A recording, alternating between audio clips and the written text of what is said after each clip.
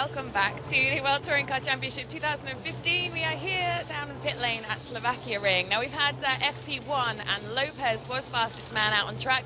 Good result though for Lada, who are on no kgs, and they were in second. They are the lightest car by 50 kilograms here this weekend, so Lada expecting a really strong weekend. Don't play too much to those times. Obviously, Pachito setting that fast time right at the start of the session on very good tyres. No one else was able to do anything after those tyres went off after one lap. Look at Loeb, he was down in 14th position. Denny's going to go wide and show my coffee. We are 5 minutes delayed here for FP2 because we've just had a Euro Series race. A lot of gravel has been spread over the circuit. We've got a lot of races on this weekend. We were talking last night about the fact that in theory though that should clear the circuit and make it a little bit quicker. Yeah, also Honda have been here showing off their new Civic Type R road car for the last 3 weeks. So our co-commentator Matt Neal has been pounding around, and that is not necessarily laid rubber, but it's cleaned the track of the usual dust that it would have because it's only used 5 or 6 times a year. The next time it's used is for a 24-hour bike cycling race. So actually the circuit's in quite good nick, which means it's even more aggressive on those tyres, and therefore we're seeing gaps of even a second between new set and 1 lap old set of tyres. I assume you're not going to do the bike race. We're standing outside Omalo's, I was going to call it a tent then, it's not a tent, it's the garage. Now he is local hero, he's very excited about being here this weekend. What do you think about his what he's going to be doing this weekend? Well, for a start, Campos have got a lot of work to do. They've got Hugo Valence and John Filippi as per usual, but they've got their third car here, so they're having to spread even thinner than usual. Matto's car is basically been shaken down after being rebuilt in Paul Ricard, so it doesn't look particularly healthy on track. He was faster than Filippi, but only in the last lap of the session. I think there's a lot more to come from his car himself, getting used to the car, hasn't done a lot of testing, but it's great to have a local man on track here in Slovakia. And as we know, these things do take time. It's FP2 o'clock. Keep filling. I have nothing. Welcome back to the Slovakiaring. Third visit here. The race weekend last year, as we touched on a little earlier, the very first ever World Touring Car race to be rained off. It was absolutely hellish weather. Noah would have certainly been on pole had we been able to go racing. John Waterman in the background there, just on the left of your shot, engineering the Nika racing car for our noob, or one of our 2 noobs this weekend, Nestor Girolami. I made him sound much more Italian than Argentine, didn't I? That wasn't an entirely Spanish pronunciation of his name. Nestor Girolami comes from Argentina, as does this man, Jose Maria Lopez. Girolami, the reigning Argentine TC2000 champion. Lopez, a 2-time, I'm venturing, I think it's 2-time, certainly at least one. I do believe it's 2-time Argentine TC2000 champion, who, of course, is also the World Touring Car champion. And our other newbie for the weekend is Matto Homolo, although he's not new to us. He's been part of the family through his involvement in the European Touring Car Cup over the last few years, so he's really just sort of graduated big school this weekend. And as you can see from the flag and the colours all over him, all over the car, all over the sponsors, a proud Slovakian. So home race and an opportunity to get into his Chevy Cruze and to go out and mingle with the big boys in the World Touring Car Championship. Now, it's a very different kind of car from what he's used to, so it is going to take him time to get up to speed in the car. And he won't be alone in that. Doors open for Sebastian Loeb. A little bit of airflow through the car always helps. It's not exactly scorchio here at the moment, but when you're wearing your race suit, your helmet and everything else, temperature starts to rise fairly quickly because, of course, it doesn't allow too much cooling air through. And for the first time, again, this is a punt, but I would say maybe for the first time ever in his international career outside of a race in Marrakesh, Mehdi Benani not the only African driver racing here, because in the Euro Series race that has just finished, another African driver, Naomi Schiff, born in South Africa, now racing under a Belgian passport or Belgian license. Tom Chilton, puncture putting him in the gravel in race 1.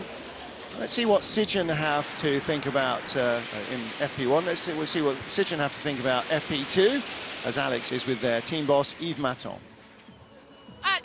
Eve.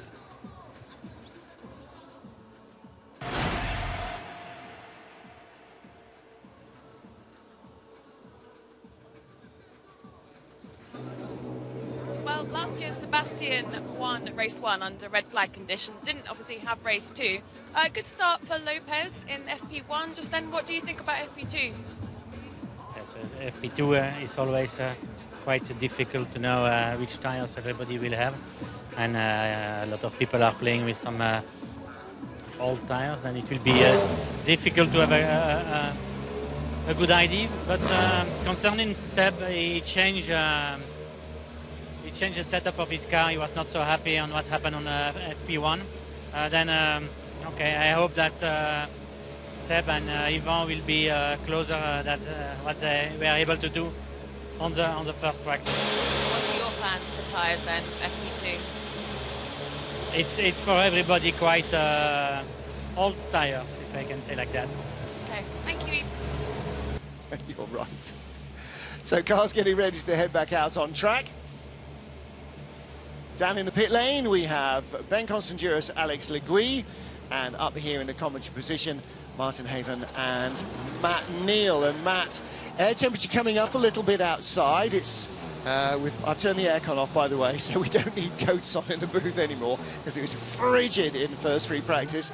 But temperature's coming up, and it's not too cloudy.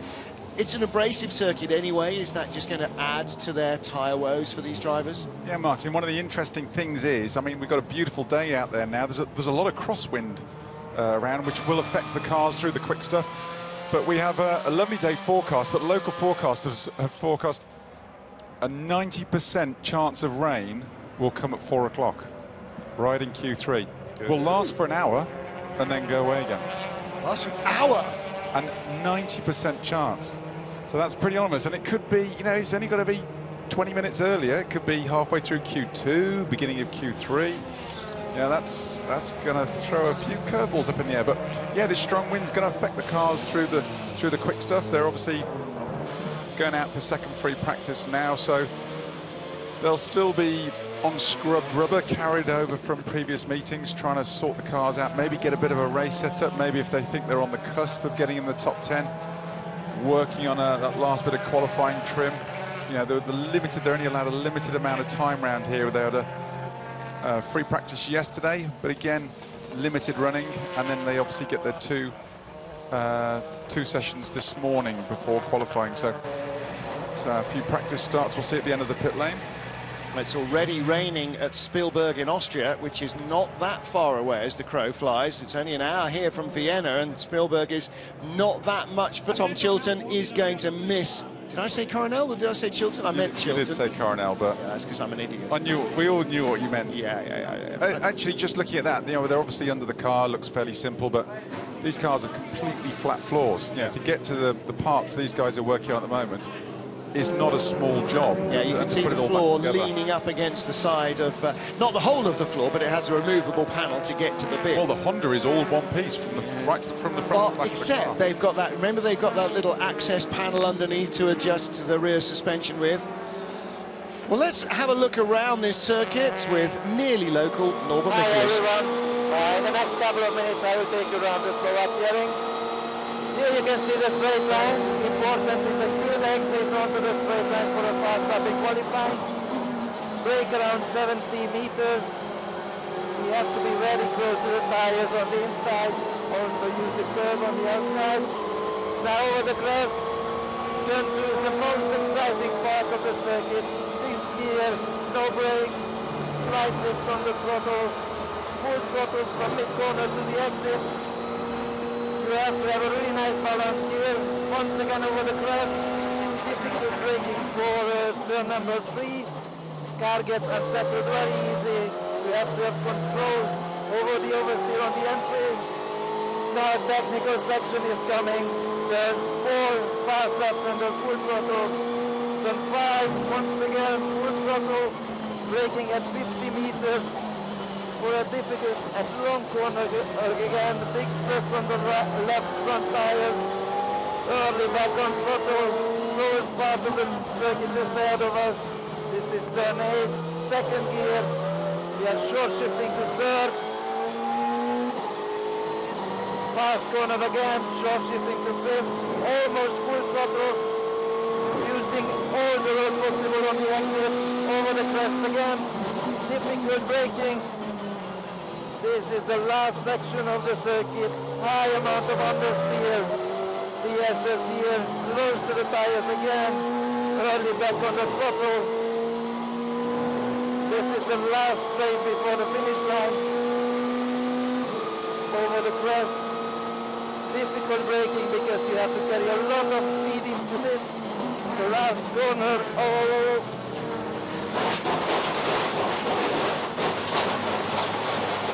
It was a little bit too much now for us. But probably we have to go back to the pit.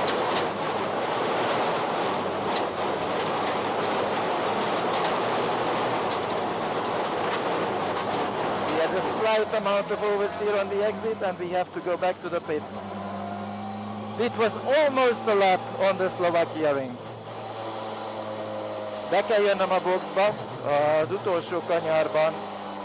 Keleténél talán egy picit később fékeztem és átmentem a sódarányon, valószínűleg sokkal vicsot begyűjtöttem. Az autóval nem hiszem, hogy bármi gond lenne, érzés rendben van. Kérlek, biztonság kedvéért nézzétek át. Well, Matt, that just shows not so much the difficulty of trying to drive and talk at the same time, but trying to drive on the limit and talk at the same time. Stefano Dasti having a big moment, and that's out of turn 1. That was out of turn 2. Yeah. Oh, four-wheel drift on the way in. He held that well.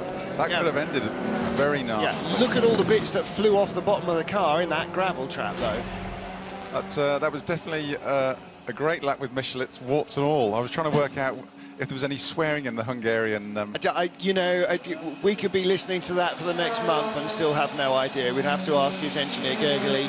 And we were noticing on Tarquini's car under heavy braking into turn 3, the track undulates a little bit, and it was like a bucking bronco on the way in. Yeah. And it was exactly the same for Michelit's into turn 13 there. You know, you could see. Trying to rescue it, and then it's oversteering off, and just horrible. Yeah. But I was very impressed, I've got to say, because if you remember Norbert Michelis a couple of years ago, he could hardly speak English, very shy, and to hear him so eloquently talk about a lap at almost flat-out pace and maybe slightly over the limit at times, that was really, really impressive to hear. The language he was using as well shows that he has more confidence in himself, but also has certainly learned English before. And I was watching him on the simulator. Honda have got a simulator in their sort of fan engagement area, and he is just spectacular to watch even on that, just throwing the car into corners, getting it to slide, and obviously that car on the simulator was slightly better set up than the one he's got underneath him at the moment. That's absolutely right, Ben. I mean, you don't realise the level these blokes are working on, and you know, when you got Sebastian Vettel, you know, in Formula One, another FIA World Championship, and he's obviously German, conversing in English, suddenly he starts driving for an Italian team with Ferrari, and he drops straight into Italian. And it's just, while the world's coming at him at such a fast rate of knots, it takes quite a special person for that. Yeah. Of course, the simulator should be no surprise, because that's where Norby started as an online gamer, so he should still be good at online gaming. I think it's like riding a bicycle, you don't lose it, do you? Well, Stefano Dasti coming in for some weight removal, and that's what the gravel trap has done. That has destroyed, I don't even want to say conservatively how much. I reckon that I hope Baramella brought plenty of stock of Chevy front splitters this weekend with Chilton, Coronel. I mean, that was a big off. And it's where he hits the grass, isn't it? It's that gully. Or it's not, it's where he hits the grass initially coming out of the gravel trap that it does the damage. But once you're off in there, all bets are off. Interesting, when we went in on board with Michelit's and he's going through turn 2, which they're 90 degree, 6th gear, they're saying wasn't flat last year, is flat this year. Now Volonto just getting out of the way there. The Chevy boys and the Citroen guys, the Lada guys are saying it's flat this year, just about. And Norby was saying, now whether it's the tyres he's on, he's saying, oh, it's flat from mid-corner onwards.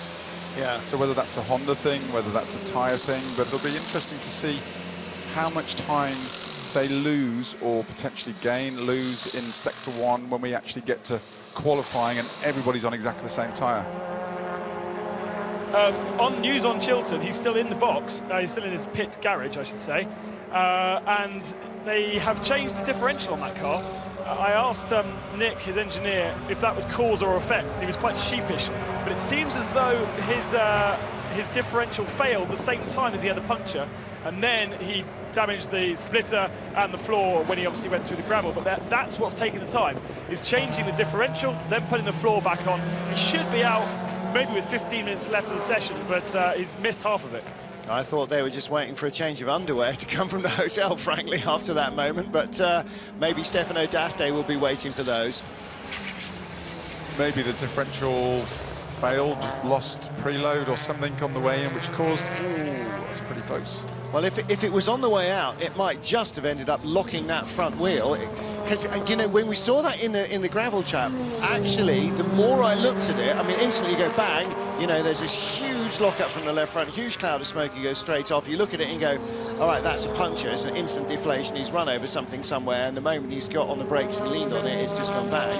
But actually, that doesn't happen very often with Yokohama tyres. You could name on the fingers of one hand, probably in the entire history of World Touring cars, how few times that's happened and have fingers left to spare. So was it, and was the lack of steering also a fact that the diff had just gone clunk and locked solid on that side? No, what dragged him straight What it off. would do is, if it drops off in preload, that would make it more prone to locking one wheel. If it locks one wheel, then it automatically finds a previous flat spot. Now, if it's been going off over a previous lap, he could have been developing that flat spot over the previous lap, 2 laps, and then suddenly it's gone in the biggest, heaviest braking area, found this flat spot, which is already partly worn and back.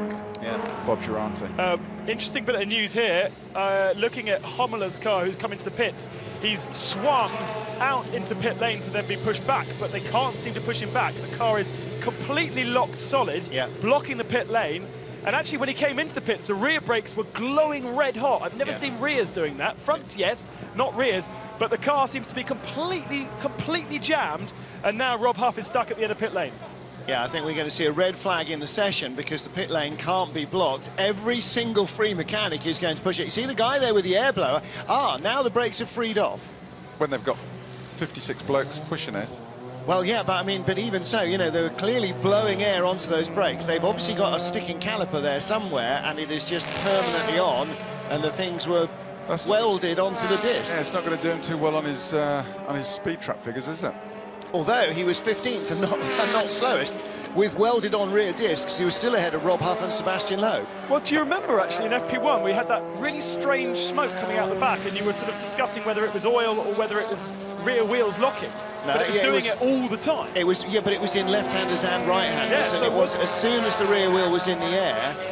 But then you see that happens when you're on the brakes. Look here. Yeah. See, it happened perfectly with Sebastian Loeb, and that's exactly what was happening with Mato Homola. And don't forget, he's come predominantly from a rear drive basis, and so, you know, that pitching it in and the tail being up in the air is, you know, he's just kind of driving around it rather than in making the most of it at the moment. So now the benchmark Muller set down of a 2 minutes 5 seconds dead is actually a pretty impressive time if he's on used rubber, and that's quicker than Lopez in FP1, so that's a good shot across the bows of his Citroen teammates there, if he can keep that sort of pace up. Quinquan Mar just going through turn 13, complete his lap. He's pushing hard. See where he comes up on the timesheets. Third fastest. To third. Yeah, and 2 purple sectors and a personal best, 205.3. That was a good run from him. Yeah, just 3/10 shy of Muller. Session, and then over at Homola's car, they are bleeding the rear brakes. They are smelling horrible. I mean, sometimes I quite like the smell of hot brakes, but these have obviously boiled completely. So the bleed bottles are out. One named Muller, one named Chilton. Previously, obviously, RML bottles being used. History at every turn, isn't Yeah, exactly. I can Have you found a Michel Vaillant one yet? That's tricky. That's history. Well, Pepe Orioli used to use his wheels, if you remember, when Yes. he was when he got a Chevrolet for himself. Yeah. It's a loving championship, isn't it? They like to share. Yeah. So there are lots of news. Norbert Nicholas, though, through his gravel trap, they cleared a bit of gravel. He's gone back out to circuit. Okay, Qinghua Ma, fastest lap deleted. Have a guess why? Circuit limits. Exactly so. But Michelitz is back in, isn't he, Ben? So he's obviously gone out for an installation lap, but he's back in the box now. Yeah, exactly, yeah. Stefano D'Aste, 4th quickest before his gravel trapping experience. 5 and 33, that's Qinghua and Michelitz. Oh, Norby's had a lap deleted. No, that was lap 5. Of Oh, sorry, lap 5. Lap 5, yeah, car 33. And turn 9. So is it car 9? Turn let's 9, go through the lot. okay, so that's way out wide as you take the run up the hill to the bridge. And Daryl O'Young would caution him against that, I would imagine, because that's what led to Daryl No, O'Young. Daryl was out of 11. Was it out of 11? Yeah. No, 9. Definitely It was 9. 9. I thought he had a massive tank slapper into the barriers basically on the way up the bridge. Oh, right. It was a huge one as well. Up here, he got squirrely there, 2 wheels off over the curb into the gravel, and it just spat him straight across the track, through the pack, but not quite through the barriers, although it had a very good attempt. Now, Tarquini is the fastest Honda so far, but still 1.6 seconds off the quickest Citroen. So Honda got a little bit of work to do at the Riyadh. Trying to make the most of my weather radar, and I'm going to have to zoom in. It's a great gamer's view of video gamer's view from on board with Lopez here, using all the inside of the circuit and a bit more. But you've really got to cut these apexes to try and straighten the corners out, because you're searching for every inch of circuit you've got on the exit. That's Lopez now coming into 10, I believe. A little bit of traffic to navigate. He's on. My weather radar shows a lot of very heavy rain south of us in Hungary, a bit to the west in Austria, and huge amounts swathing Ukraine, Romania and Poland, which are directly to the east of Slovakia, but right out past Košice, which is the sort of most furtherly east major city in Slovakia, and we're the most furtherly west, or Bratislava is almost literally on the border with Austria. You're using the technical view, which is my normal thing, and I'm using your view, which is sticking my head out the window and having a look. And there's some great big black clouds over to... Yes. Well, of course, we've got the great big black covers on our windows as well. But where the wind is coming from is actually doesn't look too bad. No. I was about to say the sky's blue, but maybe that's the blue tint they put on the windows. I'm quite enjoying the sun at the moment. There is certainly a little blue bit, that's for sure. We're going to dash around to catch it, not much in our booth. Ivamo the fastest at the moment, and purple sector on the last lap for Jose Maria Lopez as he pops up to second ahead of Sebastian Loeb. Mehdi Benani fourth, found some speed in that Citroen C-Elysée as well. Tarquini fifth, D'Aste sixth, Van Lagen seventh is the best of the larders at the moment. And Thiago, I have to close my laptop lid to see far enough down the screen. He's in 8th place ahead of Ma and Coronel. Well, just for any worldwide touring car fans, a bit of news from south of in Australia, V8 Supercars in Darwin, and Craig Lowndes has notched up his 100th win of the series, which is incidentally 888 Race Engineering. It's their 888th race in the championship. No way, and he got a centenary as well. That's how about that? Oh, a century as well. That's impressive statting. Was it raining in Darwin? No, it's the wrong time of year. It's not the wet. No, it wasn't. And he reversed. There was a Pepsi Max Ford 1-2 in the first race. So, well, FPR doing a very good job. Good news, Tom Chilton is being wheeled out of the garage, so he will be on circuit. But bad news for Hommela. They've bled the brakes, they're not happy with it, so he's gone back in the garage. You make him sound like Magneto, Ben. He's gone off the boil. He started really strong early on in the season, didn't he? And he sort of dropped back into the middle of the pack. He needs a couple of strong races, but he's gone well here in the look at that lap from Nicky Katzberg. We're talking about him in FP1, saying he really earned his spurs in Moscow. 4th quickest. That's the fastest lap we've seen from a Lada in this session. Didn't get the timesheet for session 1, did we? Where am I going to find that online? 2:05.8. I might have to go and... I don't mean complain, I mean compared. And yeah, with that new French timing system, Martin, it might be a little bit more tricky. Hey, what could possibly be wrong with that? Let me have a look. I know where to look. We'll just bicker amongst ourselves. Just looking from the overhead view from Katzberg's car was very interesting. How thin the bonnet must be, because yeah, the flexing it was getting in the turbulence was absolutely massive. Blonte needs a solid result. He's had two rough years here. The past 2 years, whether it's the torrential rain of last year or the super sunshine of the year before, he needs to sort of turn the table on all that. Currently down in 12th, so his title of being one of the speediest Chevrolets this year, he needs to sort of get his mojo back this weekend. Oh, I've managed to find the current standings of the 12 Hours of Manicourt Fun Cup on our timing system page. However, it's not helping much, is it? Ooh, see him playing there. You can watch the front wheels there. That's a nice little shot, that is. Just starts to lose the rear end on the way into the corner. Dusan Borkovic, our former WTC driver, doing very well in ETCC at the moment. In fact, where has he qualified in that, Martin? Because Matto Hommelers, wasn't he on pole? Unfortunately, I can't find that. He was, I know in testing, they were sort of battling it out with Peter Fullin all at the top end, the three of them. Nicky Katzberg comes back into the pits. Hugo Vallon went quicker than him, but a 2:05.82. That's a very good lap indeed from Katzberg. Tom Chilton out on track, missed the first 20 odd minutes of this session, only 8 minutes remaining, just under. So unfortunately for him, that's quite a lot of time gone west. So this is his first lap, yeah, fast lap since his problems in FP1. Just had a slight twitch on the way in. You can see him playing with the front wheels. And it was in that corner 2 years ago when he was driving for Ford.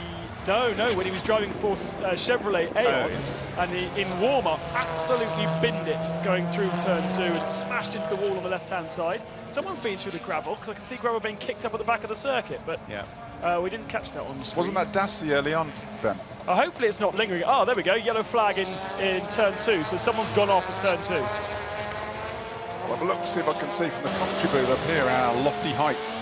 I can see the dust. Can't see in the air, but I can't see if anything's off.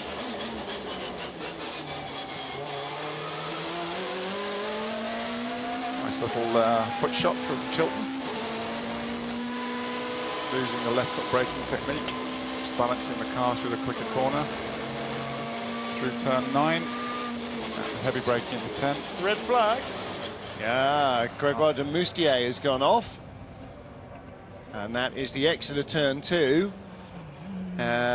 Front is deranged, left front corner, left wheel hanging off. Whether it's broken on the way in, it doesn't look as though he's hit anything. So. Trying to see really if you can see any marks of tyres there, and you can't. No. Snatch tractor is there quickly. Noticing how it's got a rock sweeper on the back as well. We're going to stop calling it gravel because that intimates that it's something sort of pea-sized as opposed to something baked potato size, yeah, which it really is. That could be the end of the session, actually. Yeah. It's yes, not like qualifying where you get it added on. It's... Well, listen, because we've got racing up until 7 o'clock tonight, after which VIP laps. So, yeah, actually, we're under a bit of a guillotine. This should be a time-certain session.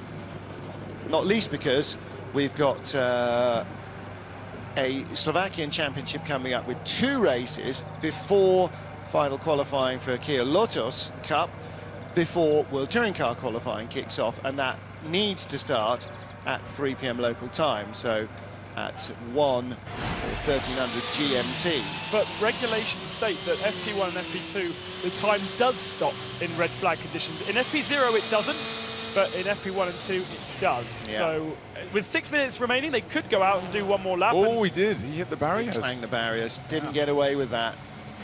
He's had to go a long way through.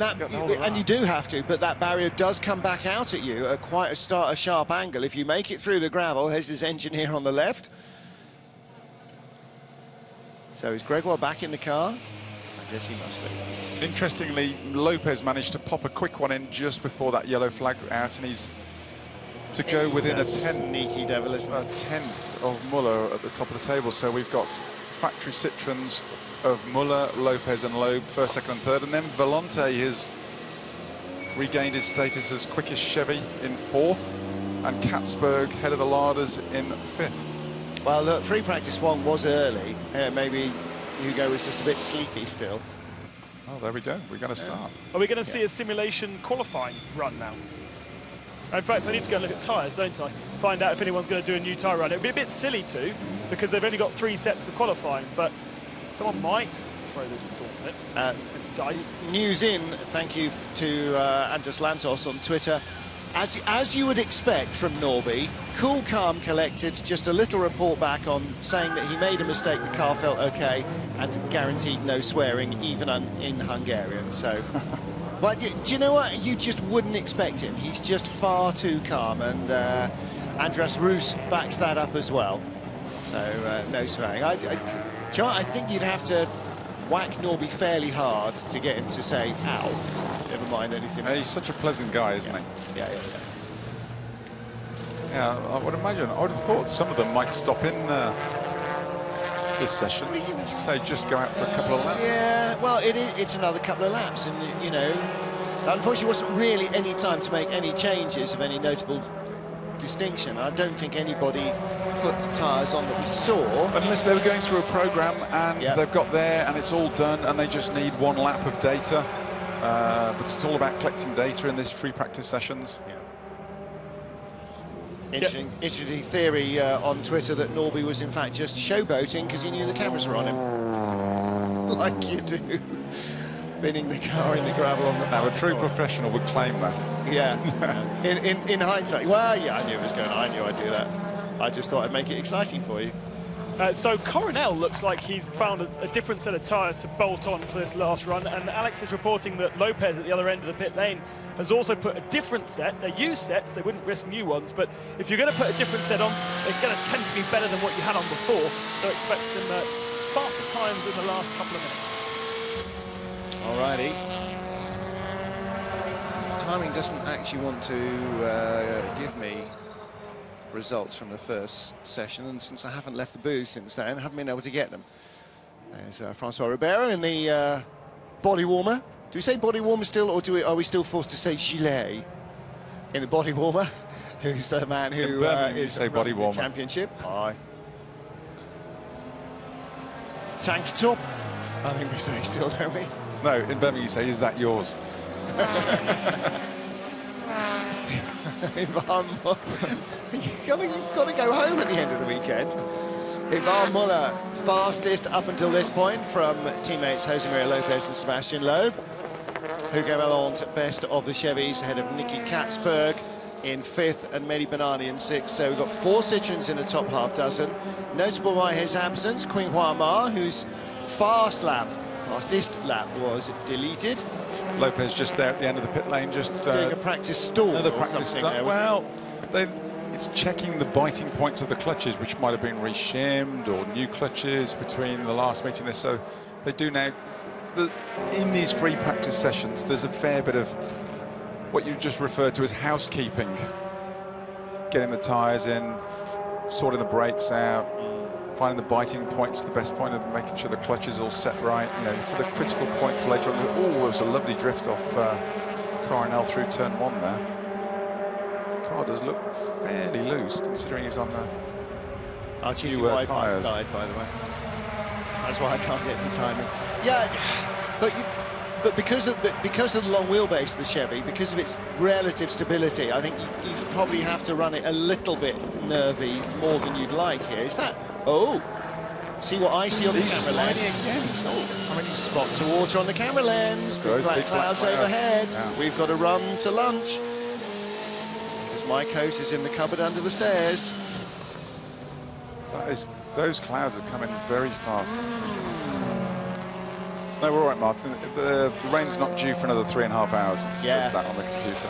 Weather forecasters, charlatans. All I'm saying is just guesswork in a tie. I did say that one car particularly had good news, well, not necessarily new tyres, but good tyres, and indeed Coronel is the fastest man out on circuit, although he's going to get balked now by Girolami, just 2.5 tenths shy on the first sector. Right, as documented over dinner last night, Tom Coronel performs best here when he's given up and thrown everything out and then decided they're just going to use 10,000-mile-old tyres, and suddenly, well, that's what happened in the BMW a couple of years ago, 3 years ago. It's because he stole your pizza. That is exactly why he's going so No. He was more than welcome to my pizza. Anything to combat that garlic soup that he was doing. That's why Tom Chilton was staying in the garage, because he wanted to be on track when Tom wasn't and in the garage when Tom wasn't. That natural exclusion zone of the cream of garlic soup. Yeah, full on raining in the pit lane now. I'm going to get wet. Yeah. Looks Excellent. like the Castrol Honda pairing are trying to work as a team maybe for a bit of extra straight line this weekend. So. Yeah. Now, which of the larders went off there? Van Lagen. Yes. On the last corner, and because it's bloody raining, that's why. Well, Coronel got through it all right to jump up to 7th, so that's not bad, especially if it's spotting with rain there. Let's see where Chilton can finish up, just coming through turn 13 now, is he? Holman in the pits, Dasty in the pits, everybody else out on track. Yeah, past the entrance to the pit lane. Where's Rob Huff? Chilton 7th. Wow, that's a good run. Now that puts him in the frame maybe to challenge for a top 5 shootout spot. 0.17, 0.15, 0.2. Okay, so Nicky Katzberg was 2 tenths quicker. Rob Huff goes 5th and 15 thousandths slower than Hugo Vallant. Wow, okay. So there's half a second between Huff in 5th and Bernani in 7th. But there's 3 tenths between Huff in 5th and Katzberg in 6th. And I was just about to ask, in fact, I had even lowered the laptop screen to see down to the bottom of the timing screen, to see what exactly it was that Rob Huff was doing out on track, not to be of notifiable performance. And the answer was coming up to speed.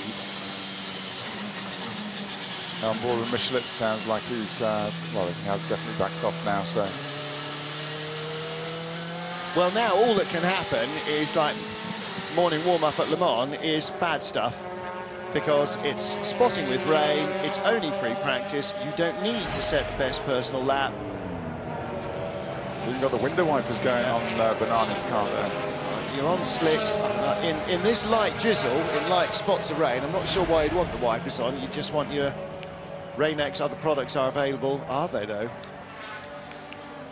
I mean, all you want is the Rain-X on the screen just to beat the water off. It's not going to get in the way, and as soon as you get the wipers on, then you dilute the effect of the Rain-X and you're committed to wipers. It's what my mechanic used to call in karting mental rain. It's sort of, I don't think it would affect the grip on circuit, but it would affect your brain when it hits the windscreen, and it seems to be a lot heavier than it actually is. Although, in fairness, what we had last year, that was mental rain. Yes, that was properly... All right, OK, so I take your point. This is mental rain. Last year was properly mental rain. And you can see the locals have also seen the weather forecast on Slovak TV this morning, and they brought their tents. Called last year's mental rain. This could be psychological rain, Ben. That's a way better way of putting it, definitely. But I know what you mean. It's exactly that. You see the water on the windscreen or on the visor of your helmet if you're in an open-top car, and you believe there's not going to be grip there, but because the heat you've got in the tyre and against the surface, you can still find the grip on the track. They're still going round though. Yep. The wipers and all on slicks. I don't know what they think they're going to find. Well, again, why the wipers? It's hardly a deluge. If you can go fast on slicks, and Rob Huff proved that you can, then you don't need the wipers on. It's just because they, give a driver a switch and he'll use it. Lots of buttons. You can't have enough buttons in there. Swimming can. You can actually hear spots of water on the camera microphones. So there's a guy that's really annoying me this weekend, and you may know him. He lost my bag at the start of the weekend because he's a bit of a doofus. And he's just done a practice rolling start over the start finishing line. Can I just point out, anybody who doesn't look after their own clothes is the doofus. Agreed. And anyone who gives it to Tom Chilton to look after is even more of a doofus. Well, in that case, yeah.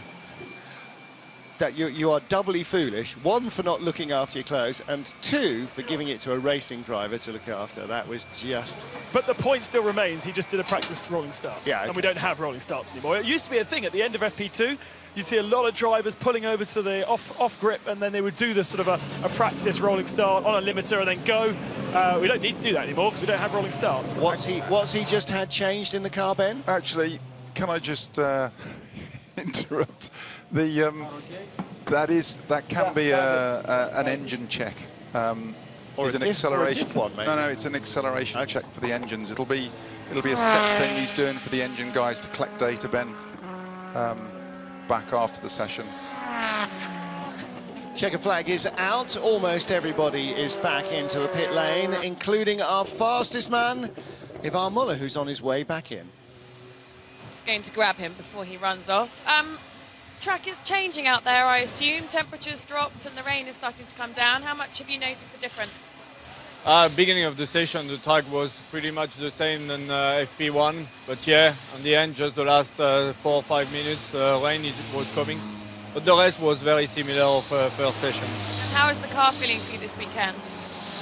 Now it felt better. There is still some small problem, but like it will be always. So the idea and the target is to take off most of the small problem. Absolutely, and hopefully win back some points this weekend yet again. We'll see. Not looking the world's most confident man there, but finishing the session in front of Jose Maria Lopez. And this is now the long road home, isn't it? You know, Muller must finish in front of Lopez basically every time they go on track if he's to win the championship. Goes without saying that you have to beat everybody else to win the championship. But when your teammate in an identical car in the next pit box has already got a points lead, then it becomes even more imperative. Muller must beat Lopez every time he goes out. Sometimes, actually, it doesn't matter if Loeb's in front of him or somebody else. Long as he's in front of Lopez and taking points off him. The season is long, but so is the points. Yeah, I've 35 behind. I've known Ivan for a long time, and that face he had in the interview is almost... I've seen a lot of emotions from him, both good and bad, and that's more of one of his angry faces. And yeah.